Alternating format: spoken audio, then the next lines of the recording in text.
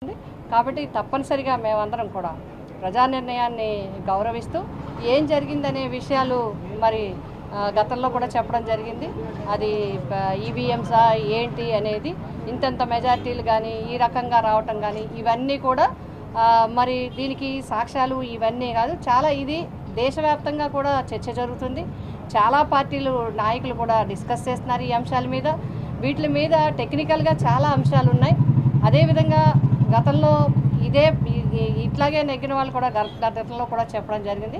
కాబట్టి ఆ విషయాలన్నీ కూడా మనం పక్కన పెట్టి మనం పార్టీ పటిష్టవంతంగా ముందుకు వెళ్లాల్సిన అవసరం ఉంది. ఆ విధంగా మీరందరూ మరి కార్యకర్తలకు అండగా ఉంటూ కమిటీలన్నింటినీ కూడా కొత్త కమిటీలను ఏర్పాటు చేసుకుంటూ మనం ముందుకు వెళ్ళాలి. ఆ విధంగా వెళ్ళమని డైరెక్షన్స్ ఇవ్వటం జరిగింది. ఇంక చాలా అంటారు వాళ్ళకి జగన్మోహన్ గారిని ముందు నేనేమంటానంటే ప్రభుత్వ పక్షంలోకి వచ్చారు కాబట్టి ప్రజలకు ఏ వాగ్దానం ఇచ్చారో ఆ వాగ్దానాన్ని అమలు చేయడానికి చూడండి.